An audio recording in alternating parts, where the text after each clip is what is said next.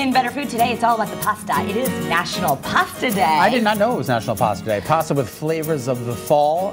Bob and Colin, his son, own the restaurant Mulberry Street in Manchester, also known as The Mold. And Bob is here again with Colin. And he's also a chef to share a recipe for homemade butternut squash ravioli with brown butter and sage sauce. Hey, guys. Hey. Nice to be here. How are you? It's great to be here. Nice to see awesome. you. So this isn't just like any ravioli. You're making homemade ravioli. We make homemade raviolis. And what I want people to look at when you see this is we want to kind of be instructional today. So we're going to teach you something new. Okay. And when we make raviolis at Mulberry, we make them kind of big. And there's a reason for that. One, we know our customers and they like a lot of food. So I don't make them really small and petite. I make them kind of on a big side. We call them handkerchief ravioli. Yeah. So they're kind of big. This is one, for instance. Yeah. We can go back to this one. I'll show you just how big one of the raviolis is. That's huge. Yeah.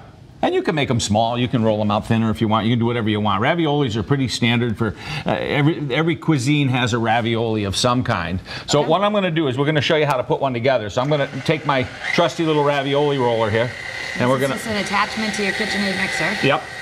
And basically what we've got here is flour, egg yolks, salt, pepper, and maybe a little water if we need it. Okay. And what Colin's going to do is start to do scoops of filling, and we made a butternut squash filling, which is onions, garlic, cheese, cream, salt, pepper, herbs.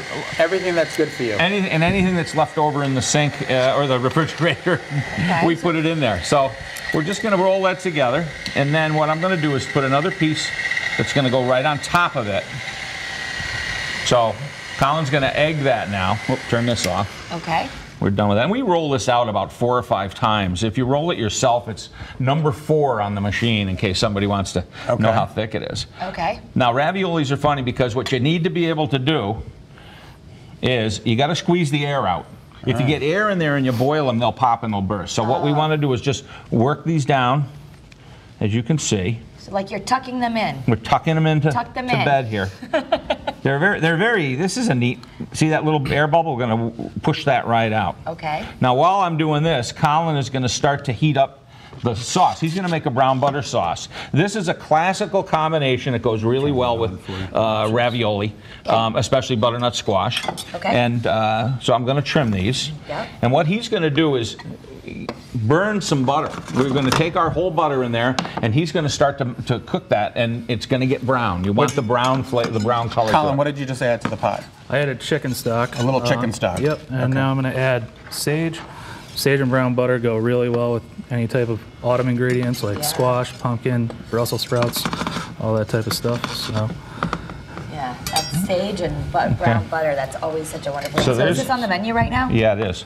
And we're doing a party on Monday for about 60 people. You want those ones in sauce or in the... Yeah, why don't you take, Colin, take about 4 or 5 and throw them in the water. Now, these raviolis, just like this, what we do is we freeze them. We could put a lot of flour on them.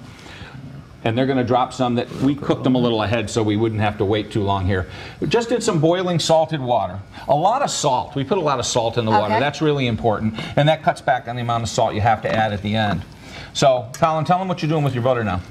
So I've already browned the butter, and then put sage in.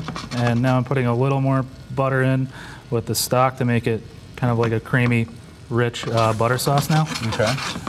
So that's going to reduce down a little bit, and that's an emulsion. So basically that butter at the end and a little bit of cheese will thicken that sauce up a little bit and make it nice for the raviolis. So some black pepper. And this is the base of the sauce. Delicious. Oh my gosh. I wish everyone could smell just how wonderful it smells in here. Stay right there, Kara. Let me slide that pot of pasta over here and give me the slotted spoon. Okay. And what we're going to do is now the sauce is reducing. I'm going to take these, I drain them out a little bit so you don't end up with water everywhere. Okay. I'm going to put them right in with the sauce. Oh, you put them right in with the sauce. You kind of know they're done because they float to the top. Look at it. Right? See how it all kind of compacted. That means they're done. Looks like Frankenstein's brain. Yeah. Well, it goes well with the season. Yeah, you can make it Halloween. You can make it a Halloween treat. Put it with your mummy hot dogs. Exactly. Mummy, we have about a minute. Just want to give you guys a little. All right, now he's going to let that get hot. Working with our stove here. Isn't that beautiful? A little bit of cheese on top. Of course, everything tastes better with cheese. Okay. We put cheese on everything. We put cheese on our cereal at Mulberry. Okay. All right, load those onto the plate, Colin, and we'll let them have a bite. Yep. A little more sage. Sage is a neat herb. It's got a different flavor. A lot of people tell you that it tastes a little soapy, but I like it. But it I like reminds it me a of lot. fall. Yeah. It does. Oh, it's definitely Like a fall cilantro herb. summer and sage is fall. Yeah. That's right. great. Okay, delicious. All right. And what we did was we took a little bit of, here comes the sauce. Just pour the pan drippings on it, and that's your meal. All right, as Kara samples lot that, of be food. sure to stop at the Mold. Bob and Danita and Colin, they'd love to see you. The restaurant is located at 981 Main Street in Manchester. The website is themulb.com.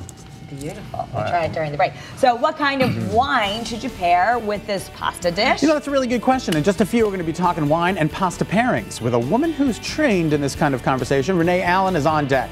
But before we talk with her, we're going to send you on over to Studio A for the latest news and weather. Thank you. Thank you.